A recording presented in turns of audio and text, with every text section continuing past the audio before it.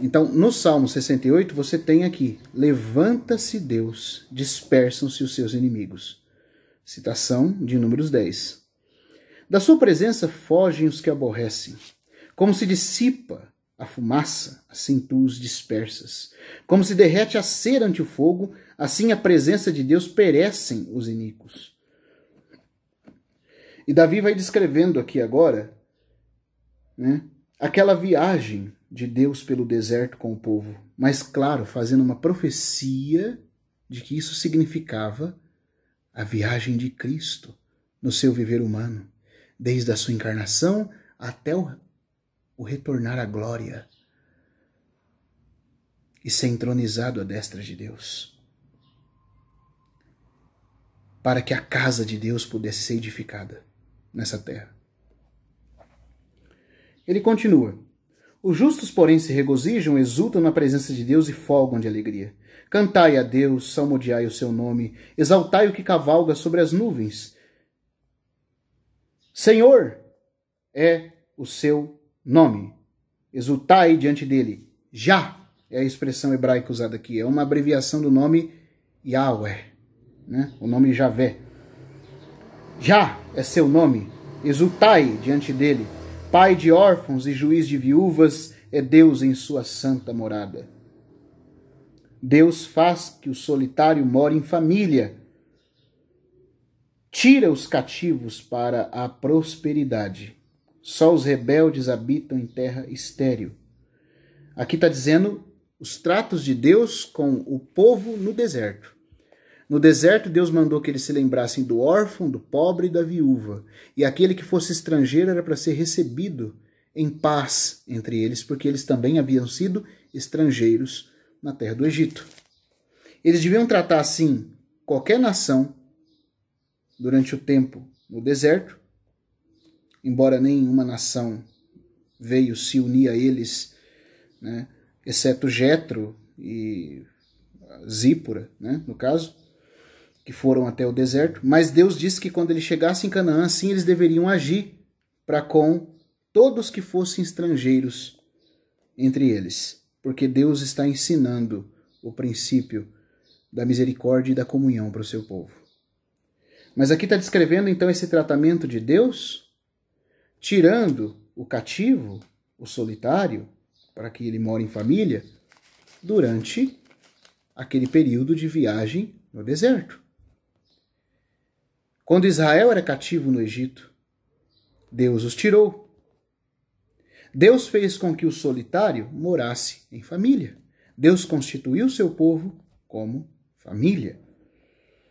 Versículo 7. Ao saíres, ó Deus, à frente do teu povo, ao avançares pelo deserto. Você está vendo que está descrevendo a viagem do deserto? A viagem de Deus sobre a arca pelo deserto. Tremeu a terra. Também os céus gotejaram a presença de Deus. O próprio Sinai se abalou na presença de Deus, do Deus de Israel.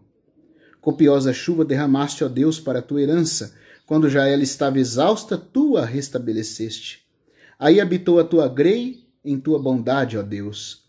Fizeste provisão para os necessitados. Deus não enviou maná a eles no deserto? Toda manhã a fidelidade de Deus mandava o maná, que descia junto com o orvalho. É disso que Davi está fazendo referência aqui. O Senhor deu a palavra. Grande é a falange das mensageiras das boas novas. Reis de exércitos fogem e fogem. A dona de casa reparte os despojos. Por que repousais entre as cercas dos apriscos? As asas da pomba são cobertas de prata, cujas penas maiores têm o brilho flavo do ouro. Eu não vou comentar esses versículos agora porque não é o tema do nosso estudo. Daria para a gente ficar horas e horas aqui só comentando quem são essas mulheres, quando foi que isso aconteceu, por que é usada a figura da pomba, né? Com asas de prata, com penas maiores, com o brilho flamejante do ouro, né? Não vou falar disso agora. Agora o versículo 14, descrevendo uma das vitórias da batalha do Senhor no deserto, fala: Quando o Todo-Poderoso ali dispersa os reis, cai neve sobre o monte Zalmon. Presta atenção nisso aqui. Cai neve sobre o monte Zalmon. Zalmon significa sombrio, escuro. E se você for ver, esse monte faz referência a uma das jornadas, das 42 jornadas de Israel no deserto. Aquelas descritas em Números capítulo 33. Zalmon é um monte negro, é um monte das sombras, é um monte dos lugares escuros, né? Na verdade, ele é uma cordilheira que eles tiveram que passar,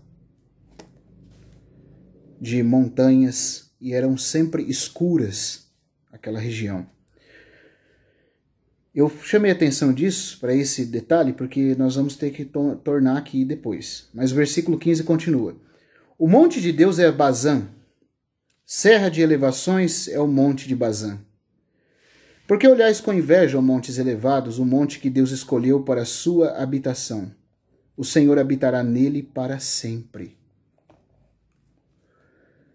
Aqui diz que o monte Bazã, a tradução aqui não é tão precisa na João Ferreira. Na tradução hebraica significa que o monte Bazã tem inveja do monte que Deus escolheu. Qual foi o monte que Deus escolheu? Veja, ele partiu do Sinai sobre a arca, guiando o povo como uma grei, como um rebanho, tirou os cativos para que habitassem família, fez com que eles recebessem como para dentro de uma família os que vieram a eles, na figura de Jetro e Zípora, né?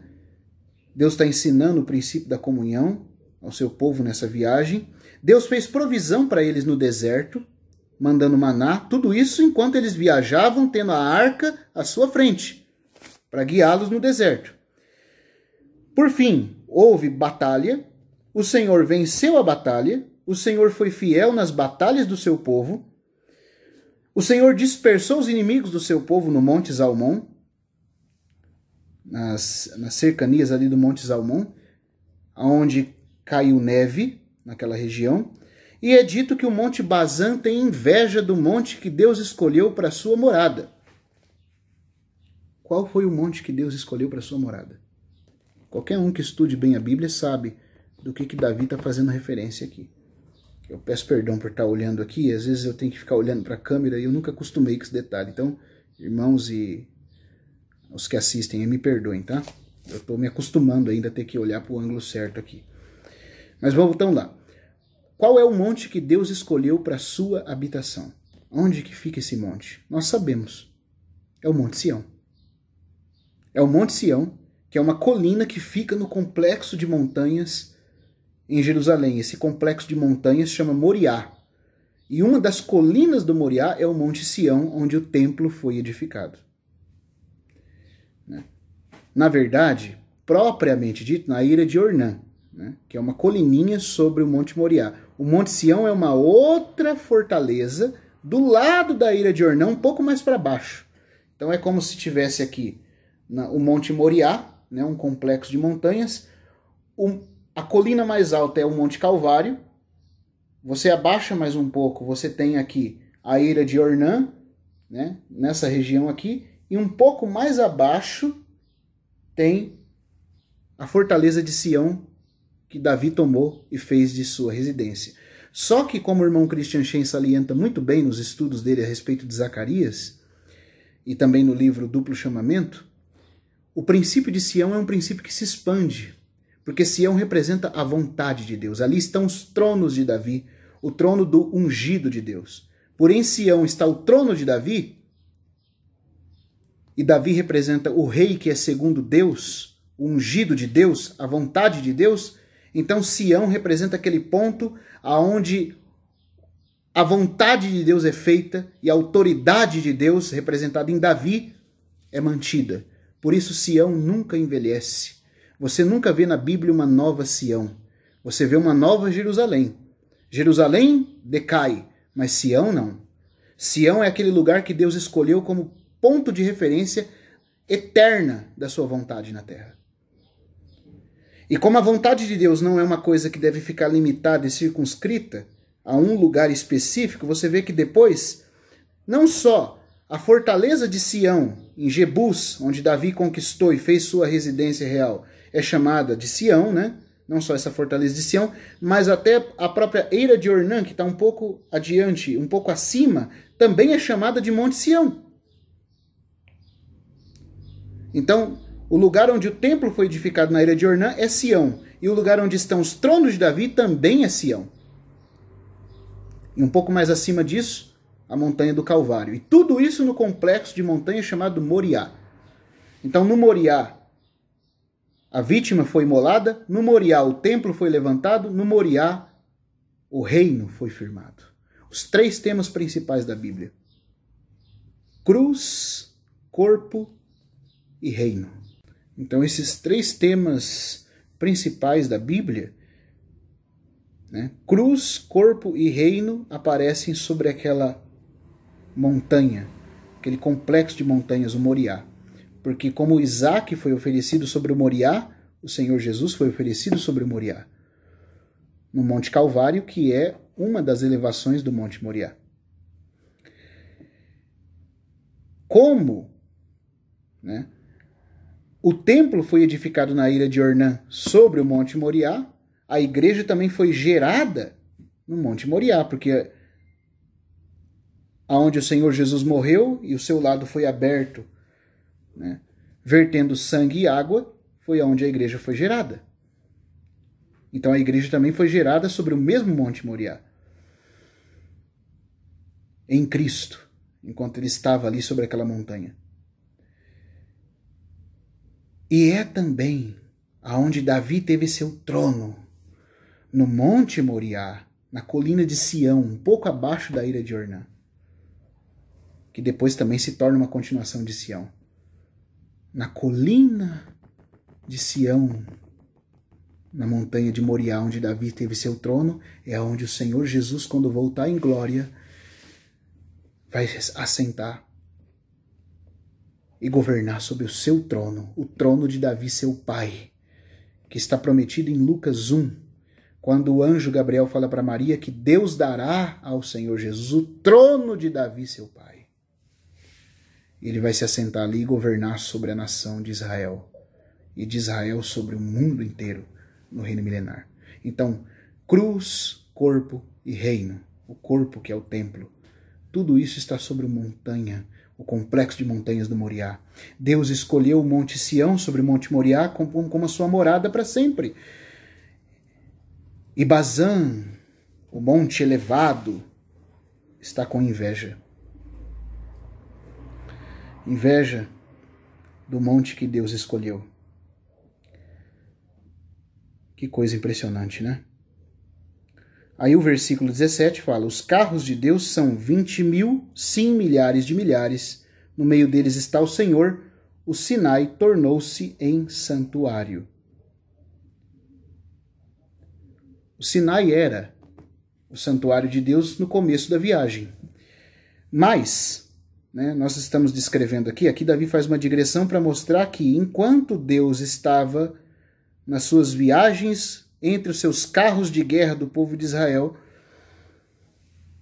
o Sinai era o santuário de Deus. Mas Deus não ficou no Sinai. Deus subiu do Sinai até o Sião. Ele derrotou os inimigos do monte Zalmona e subiu desde o Sinai, passando pelo Zalmona até o monte Sião. Por isso o 18 vai dizer: subiste às alturas, levaste cativo o cativeiro e recebeste homens por dádivas, até mesmo rebeldes, para que Jeová Deus habite no meio deles. Vamos lá. A viagem começa no Monte Sião, vai por todo o deserto, Monte Sião, Monte Sinai. A viagem começa no Monte Sinai, vai por todo o deserto, passa pelo Monte Zalmona, onde as batalhas do Senhor são vencidas, e então penetra, subindo as alturas até a elevada montanha, complexo de montanhas no Moriá, sobre a colina de Sião. Ali foi onde o Senhor subiu e aonde a arca foi entronizada. E a glória encheu o templo. Então nós temos que ter muito claro isso aqui. Nós vemos 3 montes aqui: o Sinai, o Zalmona e o Sião. O Monte Bazã está com inveja do Monte Sião. E todas as outras montanhas altas olham com inveja a montanha humilde de Sião. Porque embora o Monte Moriá seja um monte acima do nível do mar, ele não é o mais alto. Né? E a colina de Sião é a colininha menor que tem em cima do complexo do Moriá. Então as outras montanhas olham com inveja, porque o Monte Bazã vai culminar no Monte Hermon. Aquele monte lá na fronteira de Israel com o Líbano, de mais de 3.000 metros de altura. Mas o Monte Sião é uma colina humilde, que está sobre o complexo de montanhas do Moriá. Nós temos 3 montes aqui: Sinai, Zalmona e Sião, sobre o Moriá. Né? O que isso significa? Veja, a arca parte do Sinai, destrói os inimigos em Zalmona e é entronizada no Sião. O Sinai, o Monte Sinai, de acordo com Gálatas 4, ele é uma figura da lei. Ele é uma figura daquele monte que gera para a escravidão, Paulo fala. Porque ele é uma figura do lugar onde Deus deu a lei. Foi ali que Deus deu a lei. Representa a economia veterotestamentária de Deus. Só que Deus não quer manter seu povo cativo debaixo da lei de Moisés. Deus quer trazer seu povo a si mesmo, a comunhão com Ele mesmo. Deus quer fazer do seu povo um reino de sacerdotes e nação santa sobre o Monte Sião, debaixo da autoridade do seu rei ungido. Mas para isso Deus tem que nos libertar da nossa culpa. A culpa que nós temos para com a própria lei dele. Então o que Deus faz? Gálatas capítulo 4 diz que, vindo a plenitude dos tempos, Deus enviou o seu filho, nascido de mulher, nascido sob a lei, nascido sob, debaixo da lei. Cristo se sujeitou à lei de Moisés para guardá-la em nosso lugar, pagando o nosso débito e assim nos resgatar dessa lei. Certo? Então, a viagem da arca partindo do Sinai representa Cristo. A viagem começa no Sinai, assim como a vida humana de Cristo começa sob a lei. O Sinai é a tipologia da lei. Cristo, no seu viver humano, esteve sob a lei, viajando no seu ministério terreno, cumprindo as exigências da lei. Assim como a arca viajou, ela foi feita sobre a sombra do Sinai, porque foi na jornada do Sinai que eles edificaram o tabernáculo com a arca, né? E foi dali que a viagem começou. Assim também foi sob a lei que Cristo armou um tabernáculo, porque ele era o tabernáculo vivo de Deus, e por outro lado viajou conosco sendo a arca de Deus, sujeita à lei de Deus. O próximo monte citado aqui de importância é Zalmona. Aqui já fala de um conflito, de uma batalha. Zalmona, o monte sombrio, o monte escuro, é uma tipologia da obra de Cristo na cruz. Quando o poder das trevas veio sobre ele, depois de ele ter vivido a lei, a vida humana, guardando a lei em nosso lugar, ele por fim é pendurado no madeiro e começa a hora das trevas. Mas diz que ali no Zalmona Deus derrotou os inimigos. Nas jornadas de Israel, alguns inimigos foram mortos sobre o monte Zalmona. Assim também, na cruz, Cristo esmagou o poder do inimigo. Então você tem o Monte Sinai representando a lei. Isso é a encarnação de Cristo debaixo da lei. A arca partindo do Sinai, Cristo partindo, estando sob a lei. O Monte Zalmona, onde a arca destrói os inimigos de Deus. O Monte Calvário, onde Cristo destrói os inimigos de Deus.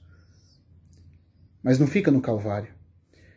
Assim como não fica no Zalmona. Do Zalmona, a arca sobe em triunfo até a colina de Sião, nos dias de Davi. E quando a arca é colocada ali, o próximo passo é a casa de Deus ser edificada. Quando a arca alcança o lugar da morada de Deus, o resultado é Deus ter uma morada na terra. Mas primeiro a arca vai, depois o templo é edificado. Primeiro Davi traz a arca para sua fortaleza em Sião. Depois a casa de Deus é edificada na ilha de Ornã. E a arca é colocada dentro dela. Isso é uma figura muito linda. Isso está falando do quê? Isso está falando de que Cristo primeiro alcança o lugar do trono e do governo de Deus nesse universo.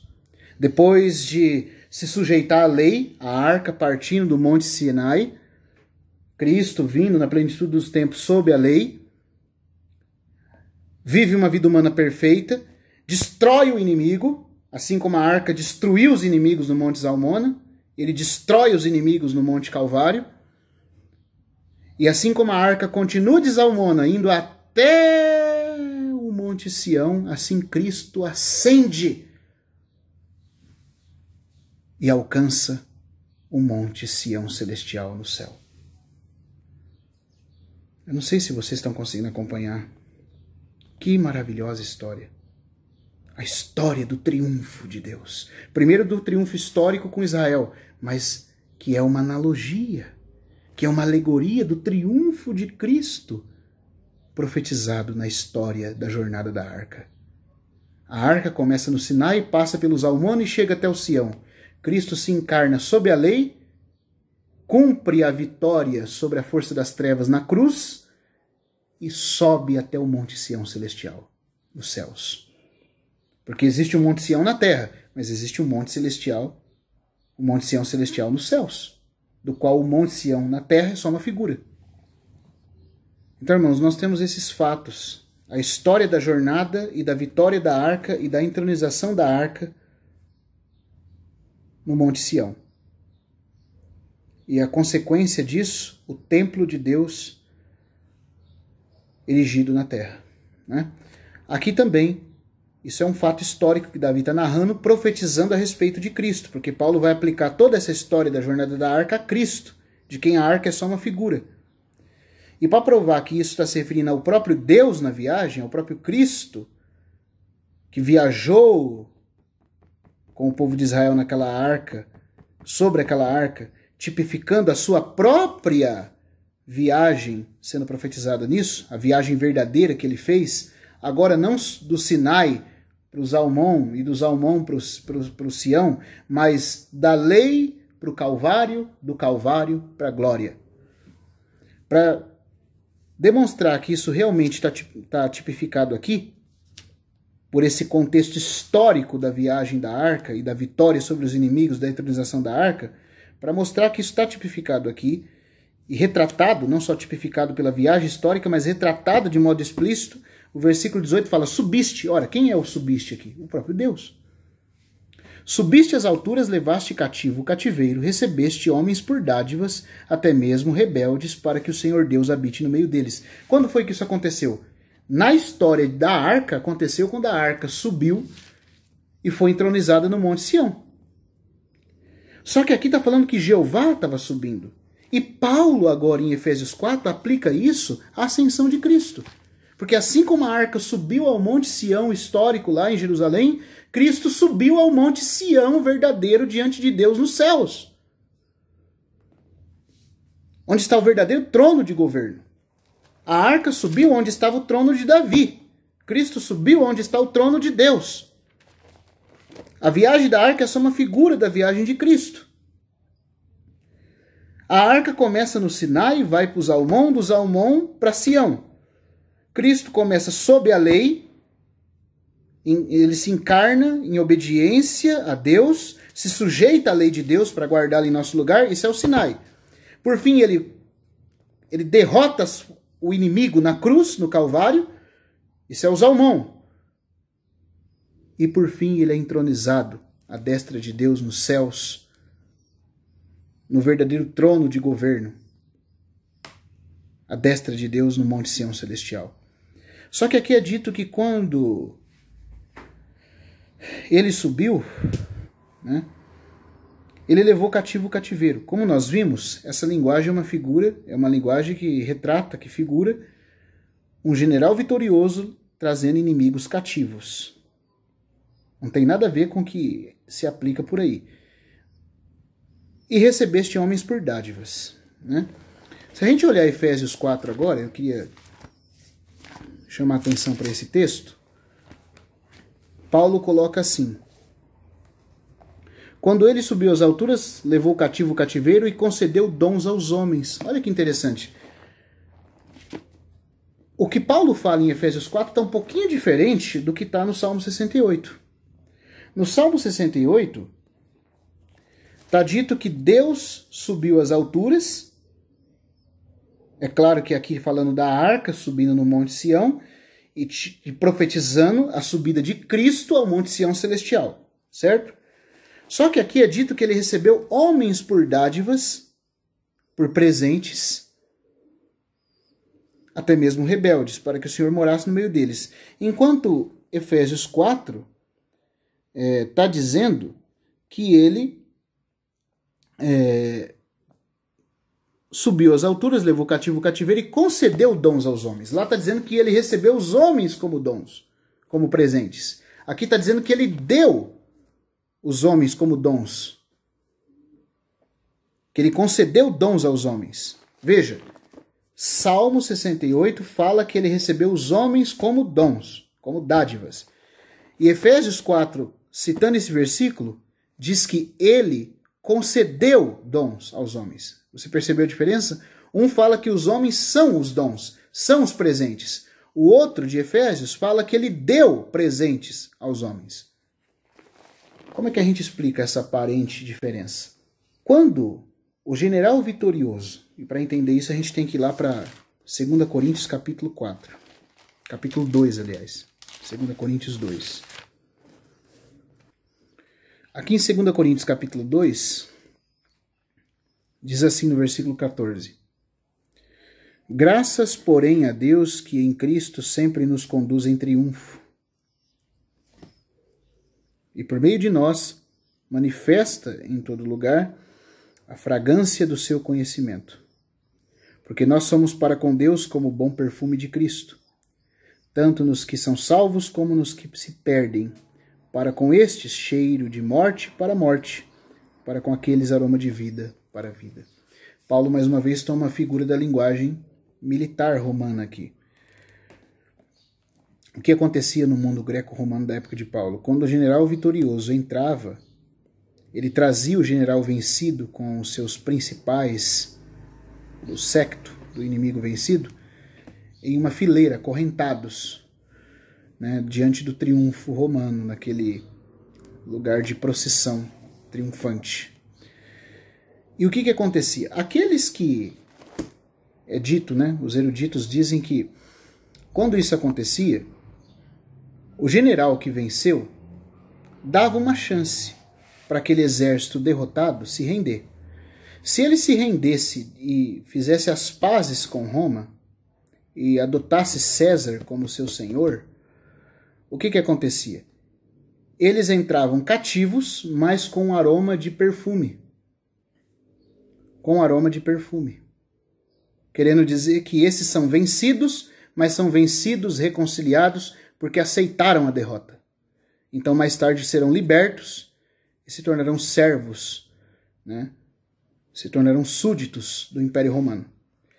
Aqueles que, sendo derrotados, não aceitavam a derrota, eles foram derrotados, mas não aceitam. Eles entraram com cheiro de morte. Alguns eram acorrentados junto a cadáveres em estado de putrefação, outros em diversos tipos de especiarias que causavam um mau cheiro, e eles entravam com aquele mau cheiro de morte, representando que eram pessoas derrotadas, mas que não aceitaram se sujeitar ao Império Romano, e portanto iriam ser mortas. E desde da procissão triunfante já estavam exibindo o cheiro de morte. Querendo dizer, a nossa sina é a morte, porque nós não nos rendemos e preferimos morrer do que servir a esse império que nos derrotou. Isso é muito interessante, porque Paulo está dizendo que ele, Cristo, é um general vitorioso. que toma os inimigos. Ele ganhou todos.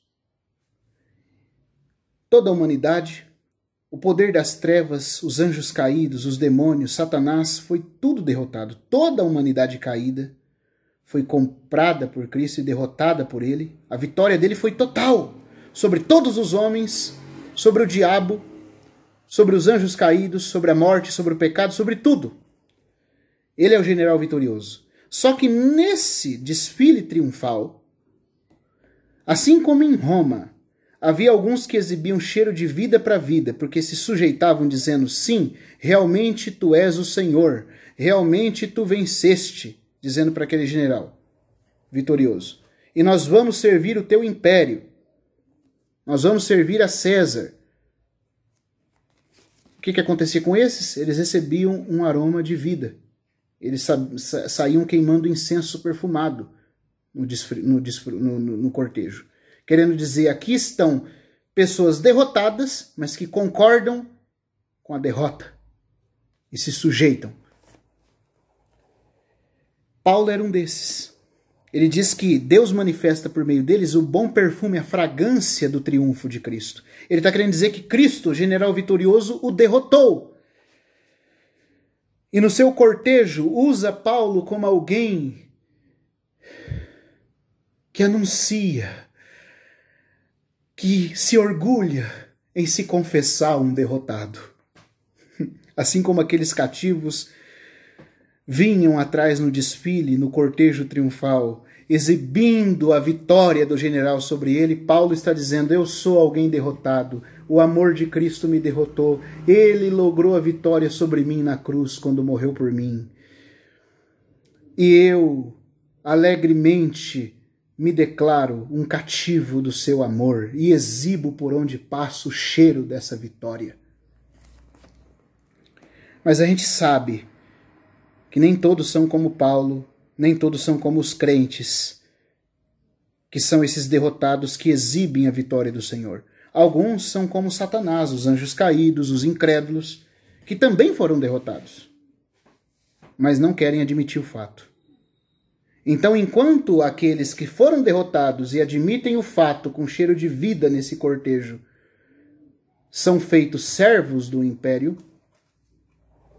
no caso aqui do reino de Deus, porque Paulo está ilustrando com uma figura, aqueles outros que não se rendem se tornam objeto de ira e exemplo de vergonha. O que isso tudo tem a ver com o que eu vinha falando do Salmo 68? E no que isso ajuda a entender a ligação do Salmo 68 com Efésios 4? Nós vimos que no Salmo 68 é retratado de modo histórico a viagem da arca, desde o Sinai, passando pelo Zalmon, onde a batalha é travada e vencida, até o Monte Sião. Assim também Cristo veio sob a lei, tipificada pelo Monte Sinai, viveu em obediência à lei, destruiu o inimigo no Monte Zalmon e ascendeu ao Monte Sião Celestial, o verdadeiro Monte Sião Celestial. E aqui é dito que quando ele fez isso no 18, no versículo 18 de Salmo 68, ele recebeu homens por dádivas. Ele recebeu homens por dádivas. Ele levou cativo o cativeiro e recebeu homens por dádivas. Quem é o cativeiro que ele levou? Ele levou preso os prisioneiros. É a melhor tradução. Quem são esses prisioneiros? Todos. Todos. Quando ele subiu, Deus Pai o viu como esse general vitorioso entrando em triunfo. E declarou que tudo pertencia a ele pela sua vitória. Tudo é dele. Ele tem todos presos agora pela sua vitória. E aqui é dito que ele recebeu homens como presentes. Isso te lembra alguma coisa? Em João 6, o Senhor Jesus diz assim: todo aquele que o Pai me dá, virá a mim. E o que vem a mim, de nenhum modo lançarei fora. Ou seja, no capítulo 17 também ele ora dizendo: eram teus, Pai, tu os me deste, e eles têm crido que eu vim de ti. Os pecadores que foram derrotados por Cristo na sua vitória, porque a sua vitória é total sobre tudo e todos. Os pecadores que foram derrotados e que concordam em se sujeitar, Deus Pai pega esses pecadores rebeldes, por isso que o Salmo 68 está dizendo que ele recebeu homens como presentes, até mesmo os rebeldes. Ou seja, esses que eram rebeldes, como Saulo era um rebelde a Cristo, como eu fui um rebelde a Cristo, como você foi um rebelde a Cristo, se é que você já creu nele. Se você não creu, você continua sendo um rebelde. Seu quadro pode mudar, mas quem não creu é um rebelde. Mas Deus Pai, na sua onisciência, sabendo quem iria crer, pegou todos esses que eram rebeldes e entregou como presentes ao Filho. Todos que ele sabia que iriam crer. E o Filho recebeu esses como presentes do Pai. Por isso o Filho fala, baseado nessa pré-onisciência do Pai, eram teus, tu os me deste. Ele está falando de todos aqueles que creem nele. Dos discípulos que estavam ali enquanto ele orava, dos outros que iriam crer. Ele está orando por todos que são dele, e que o Pai sabe que são dele, que o Pai deu a ele. E esses que eram rebeldes, o Filho recebeu como presente do Pai. O Filho, esse general vitorioso, porque era outra coisa que acontecia nesse desfile, nesse cortejo, o general entrava com esses derrotados, e aqueles que estavam exibindo cheiro de vida, o imperador, muitas vezes, delegava ao comandante, ao general, o que fazer com eles, já que eles se declaram súditos do império. O imperador devolvia a autoridade ao general, ao comandante, para que eles fizessem com esses, então, o que fosse melhor. E para com aqueles que não se rendiam, foram derrotados, mas não se rendiam, eles eram decretados a morte a eles. Foi o que aconteceu quando o Senhor Jesus, na sua vitória triunfal sobre tudo e todos, ao expirar no Calvário, e depois ao ressuscitar e ascender, recebeu do Pai. A ele foi dada toda a autoridade no céu e na terra, e o Pai deu a ele. O Pai deu a ele alguns como presentes. Entendeu? Isso é que o Salmo 68 está dizendo. Ele recebeu homens como presentes. Quem são esses homens? São aqueles que, embora rebeldes, admitiram a derrota e seguem o general com cheiro de vida para vida.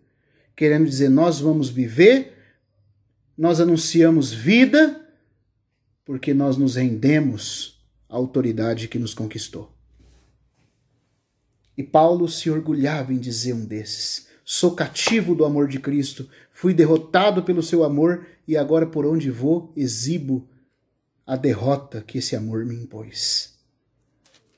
Ah, mas que derrota maravilhosa, porque ser cativo de Cristo é a verdadeira liberdade. E Paulo conhecia muito bem isso. Ele era um rebelde, Saulo de Tarso, aquele que está contra Cristo, e que Cristo disse: por que me persegues? Dura coisa te é recalcitrar contra os aguilhões. Mas quando ele viu a luz, a primeira coisa que você vê sair da boca dele é: quem és tu, Senhor? O termo grego Senhor ali é Kyrios, que corresponde a Adonai, Javé Adonai no Antigo Testamento. Ele chamou Jesus de Senhor e de Deus. Ele admitiu a derrota. A partir daquele dia, ele que tinha sido um rebelde foi transformado num presente do Pai para o Filho. E aí o que o Filho faz? O Filho recebe esses homens como Paulo, como muitos outros, como eu, como você, todos nós somos presentes do Pai ao Filho. Porque nós concordamos com a derrota. Deus nos deu. E o Filho nos recebeu como dádivas. Ao subir em triunfo, quando o Pai deu toda a autoridade ao Filho, no céu e na terra, o Pai também deu a ele todos. O Pai deu todos.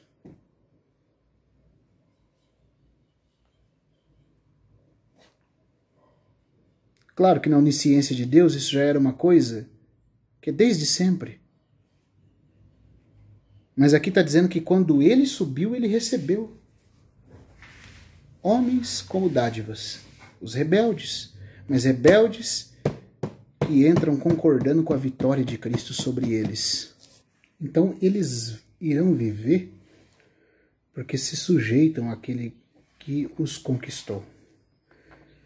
Ao passo que tem inimigos que, embora derrotados, estão entrando ali com cheiro de morte para morte porque não vão viver, porque apesar de derrotados, recusam-se a se render. Isso é uma figura das hostes das trevas, do diabo e dos pecadores.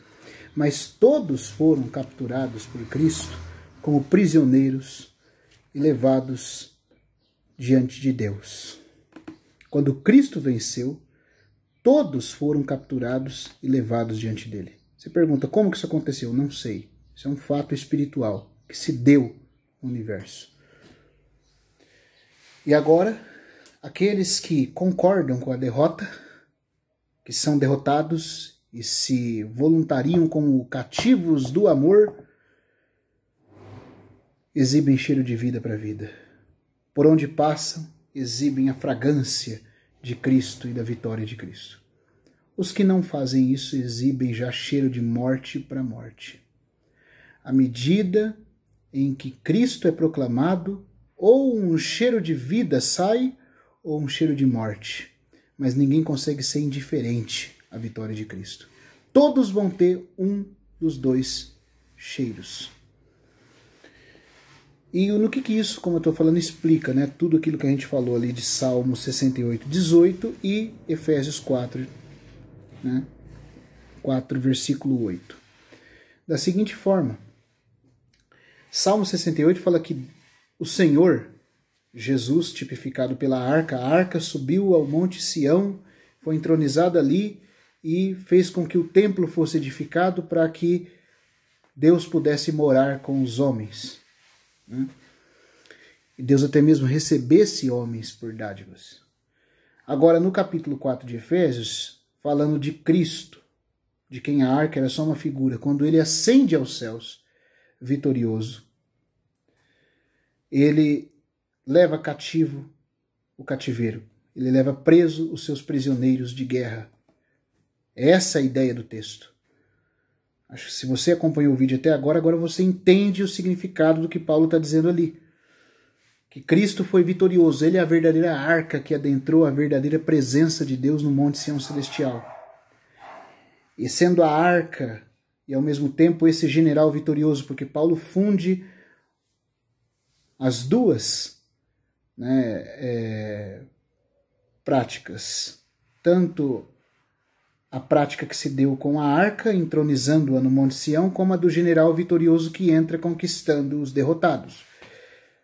Sendo Cristo esse vitorioso, é dito ali que ele levou cativo o cativeiro e concedeu dons aos homens, enquanto no Salmo está dito que ele recebeu homens como dons, como presentes.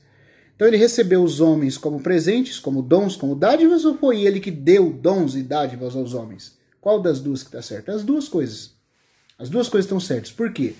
Porque quando Cristo foi feito Senhor de todas as coisas pelo Pai, Cristo, Senhor vitorioso, que entrou vitorioso no terceiro céu diante de Deus, o Pai tomou todos aqueles que o Filho havia recebido como presente e deu a ele.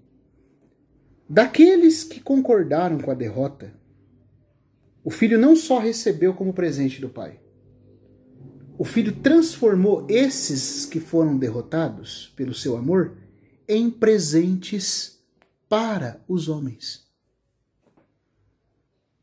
É isso que Paulo está tentando dizer ali. O Salmo de 68 conta de Deus, de Cristo recebendo presentes do Pai, de Deus Pai. Efésios 4 mostra Cristo pegando esses presentes que o Pai deu a ele, nesse ato triunfal, assim como o imperador dava autoridade ao general para fazer o que queria com aqueles que ele ia deixar viver, assim também o Pai entregou ao Filho todos os que eram rebeldes e que creram como presentes. Por isso que o Filho fala, eram teus, Pai, tu os me deste. todo aquele que o Pai me der virá a mim. Certo? Então o Pai deu como presente ao Filho. Deu a mim, deu a você, se você creu em Cristo, deu Paulo, deu Pedro, deu os apóstolos, deu Martim Lutero, deu Whitefield, deu Wesley, né? Deu Blandina, deu os mártires, deu os reformadores, os avivalistas, os irmãos que nós nem conhecemos, mas todos nós éramos inimigos e fomos feitos presentes. E por que fomos feitos presentes? Porque apesar de inimigos, concordamos com a derrota. Então agora o Pai nos deu ao Filho, e o Pai nos deu antes de nós sermos, porque o Pai na sua onisciência já sabia que iríamos concordar. Então ele nos deu ao Filho. O Filho, são fatos espirituais que aconteceu. Não me explique como isso aconteceu. Não peço explicação, aliás, como isso aconteceu, mas aconteceu. O Filho nos recebeu como presentes do Pai, conforme o Salmo 68. O Filho, que foi vitorioso, que nos tomou todos nós como prisioneiros do seu amor, ele recebeu-nos como presentes do Pai. Por isso que fala que ele subiu às alturas, levou cativo o cativeiro e recebeu homens como presentes, como dons. E Efésios 4 agora está dizendo que nesse mesmo ato dele receber os homens como presentes, ele também devolveu esses homens como presentes aos homens. Quem são esses homens aos quais Cristo devolve os que ele recebeu como presente? Ou seja, ele pega o seu presente que o Pai deu a ele e envia esses presentes que o Pai deu a ele aos homens. Quem são esses homens aos quais ele está enviando esses presentes? O seu povo, a igreja.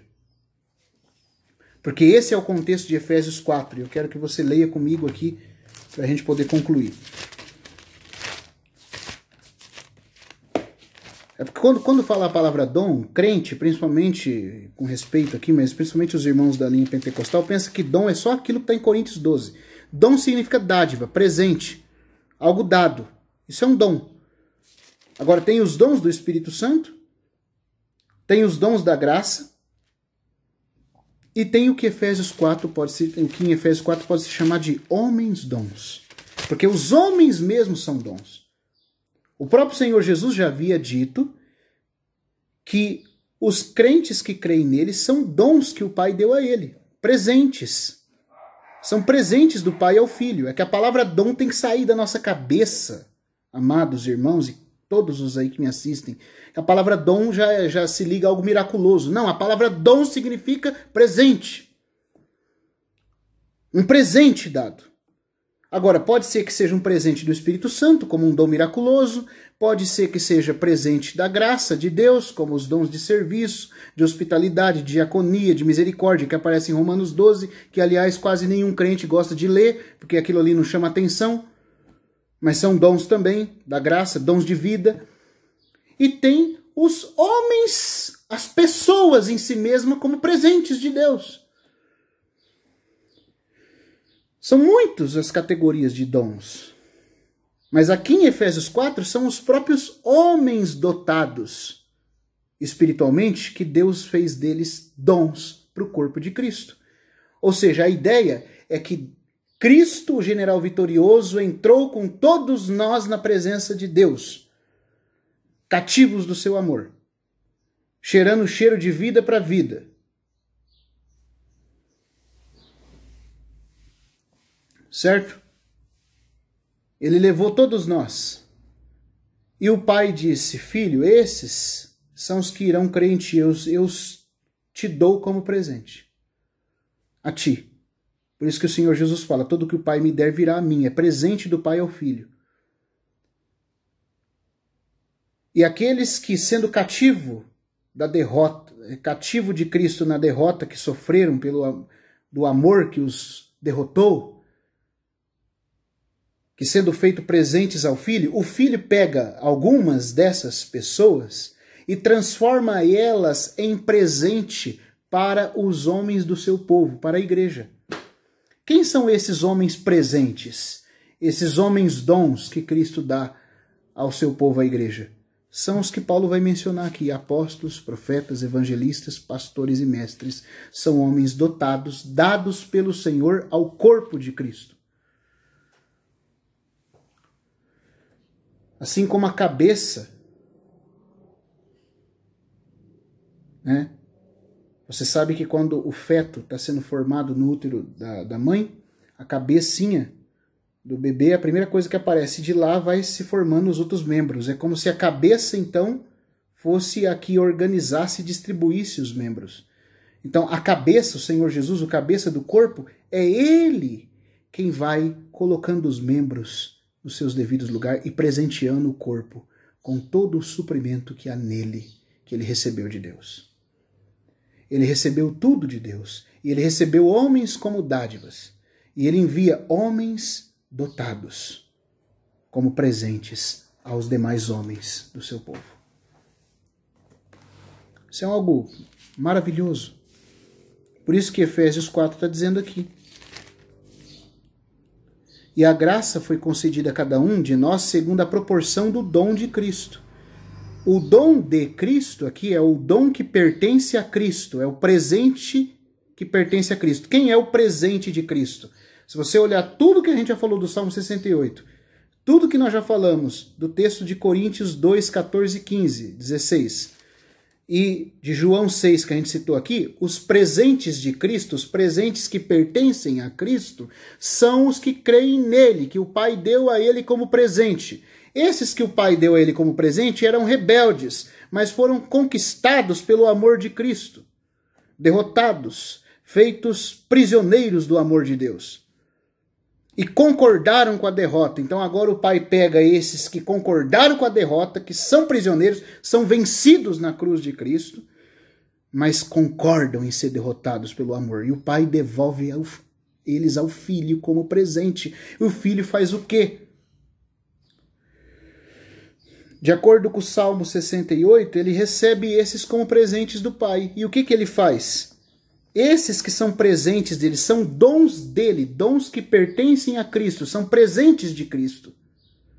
O Filho concede esses dons, esses presentes aos homens. É nesse contexto que você tem que entender o Efésios 4. Quando está falando de dom aqui, não está falando de dom do Espírito Santo, dom de milagre. Cabeça de crente, principalmente dos irmãos pentecostais, desculpa, irmãos, pensa que toda vez que a palavra dom é usada, está falando de dom do Espírito Santo. Não é. É igual Romanos 11. Muitos cristãos pegam para falar que Romanos 11, quando fala dos dons e a vocação de Deus são irrevogáveis, está falando de dom do Espírito Santo. Não é. Dom ali tem a ver com os presentes de Deus confiados à nação de Israel. Os oráculos, os pactos, as promessas, tudo que foi confiado a eles. Dom é uma palavra para se referir a qualquer presente, a qualquer dádiva dada a alguém, de qualquer natureza que for.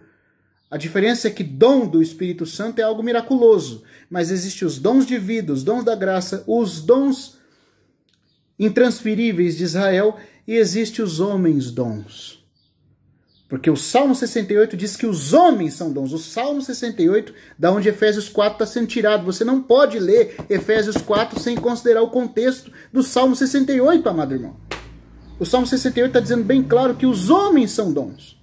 Dons, presentes do Pai ao Filho, que o Filho recebeu ao entrar triunfante diante de Deus, nos levando como prisioneiros, e o Pai pegou esses prisioneiros e fez presentes ao Filho.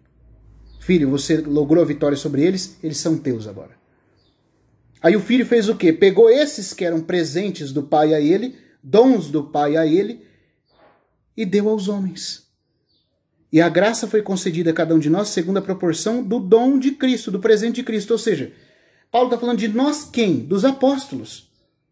A graça foi concedida a cada um de nós, dos apóstolos e dos demais membros da igreja, segundo a medida de cada um desses presentes de Cristo. Ou seja, Cristo deu a graça, o suprimento divino, a capacitação divina, de acordo com cada presente que ele deu ao corpo. Se você é apóstolo, a medida da sua graça é maior.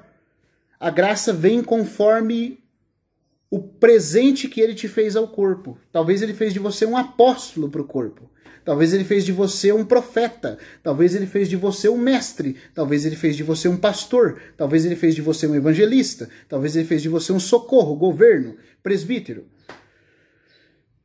Talvez ele fez de você um hospitaleiro, talvez ele fez de você um intercessor. A graça vai ser segundo a medida do presente que ele te fez ao te dar o corpo. A graça foi concedida a cada um de nós segundo a proporção do presente de Cristo, conforme a medida do presente que Cristo envia ao corpo. Cristo recebeu esse presente do Pai e recebeu do Pai porque ele derrotou, ele é o vitorioso que trouxe os prisioneiros. Alguns prisioneiros concordaram com a derrota, são cheiro de vida para vida. O Pai pega esses que concordaram com a derrota, em ser derrotados por Cristo, devolve ao Filho como presente, e o Filho pega esse presente recebido do Pai e envia.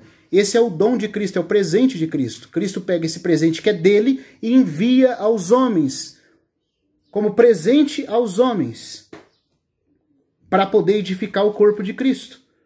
Tem pessoas nessa vida que são genuína bênção de Deus enviada a essa terra. São bênçãos de Deus enviados na igreja.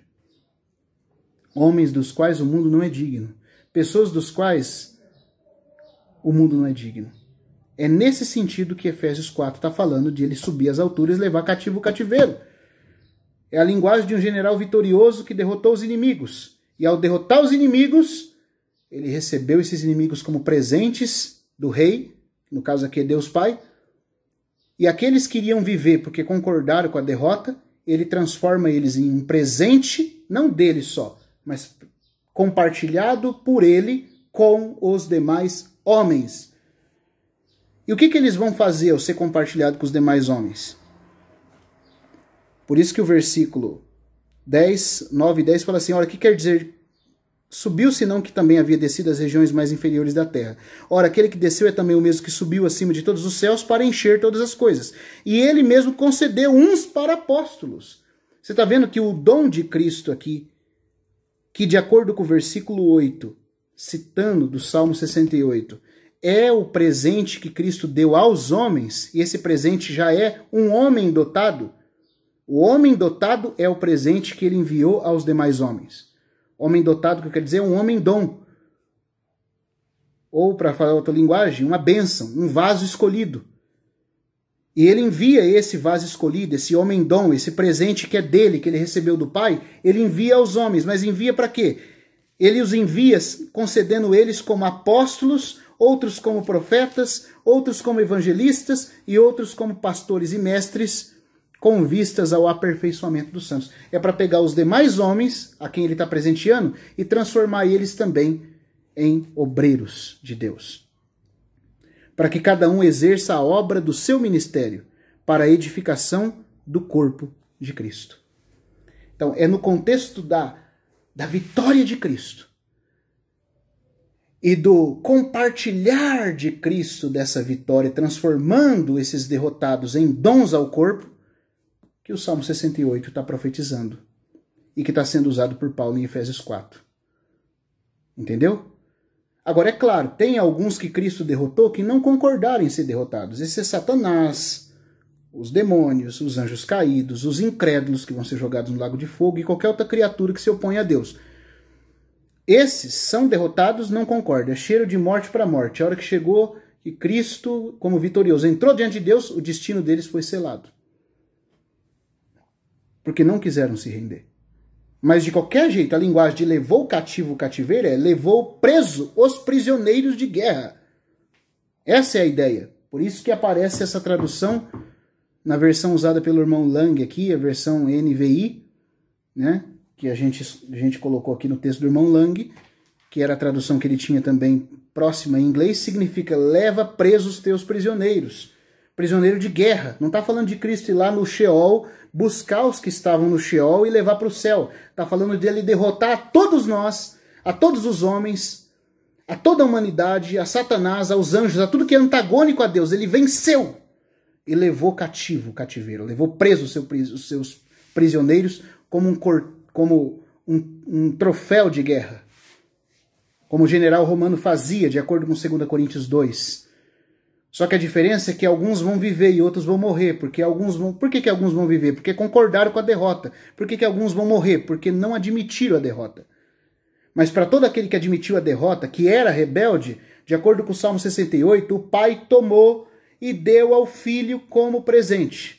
E de acordo com Efésios 4, o filho pegou esse presente que é dele, é o presente de Cristo, e o filho transformou em presente para os demais homens da igreja. É isso que o texto de Efésios 4 está falando. Amados irmãos, então qual lição nós tiramos daqui? Que eu e você somos esse presente, se temos crido em Cristo. Se você não tem crido, cuidado. Você pode ser alguém que, embora derrotado, por não ter crido, é cheiro de morte.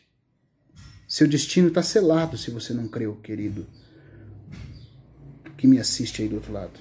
Querido e querida. Mas se você creu, então você é alguém que o pai entregou ao filho como um presente. Porque o filho logrou a vitória. E o filho quer fazer de você um homem bom, enviando-o para a edificação do corpo de Cristo. Essa história de Cristo ascendendo ao Pai vitorioso num cortejo triunfante nos céus é a conclusão de uma história tipificada pela arca, viajando com Israel, vencendo os inimigos e sendo entronizado no Monte Sião, que é o tema do Salmo 68. Assim também Cristo se encarnou sob a lei tipificada pelo Monte Sião. Agora aqui resumindo o que a gente viu. Cristo se encarnou sobre a lei tipificada pelo Monte Sião, pelo Monte Sinai, conquistou os inimigos no Calvário, que é tipificado pelo Monte Zalmon, o Monte Escuro, o Monte da Hora das Trevas, e então depois ele subiu ao Monte Sião Celestial.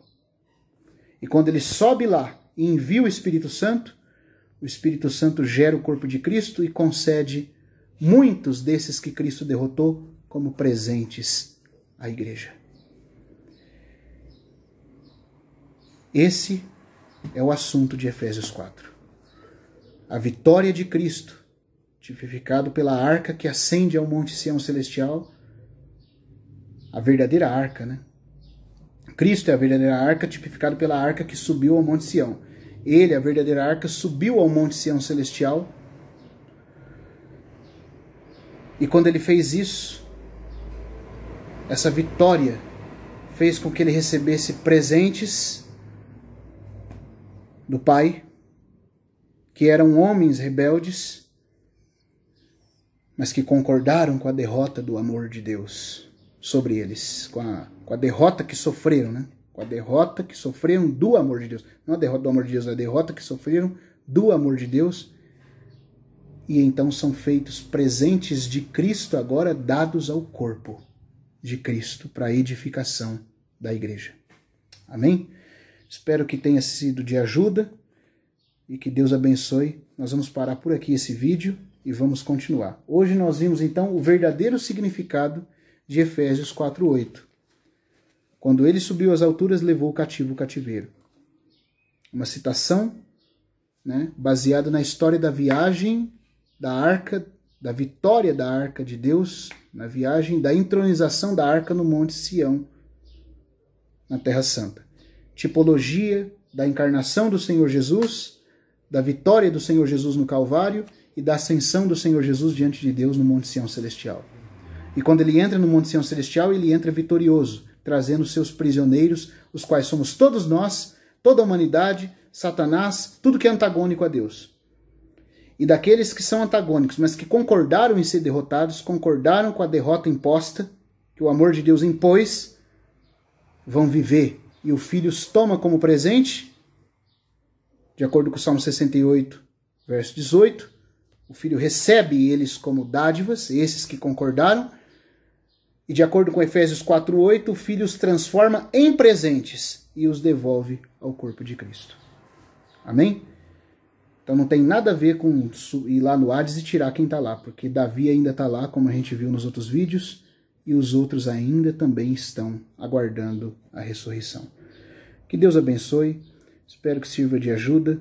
Se você não entender, assista 1, 2, 3 vezes, porque eu sei que o assunto é complexo, porque tem a ver com uma história que virou tipologia e tipologia que virou uma profecia, né? Mas esse é o verdadeiro significado de Efésios 4:8. Que Deus abençoe a todos. Até o próximo vídeo.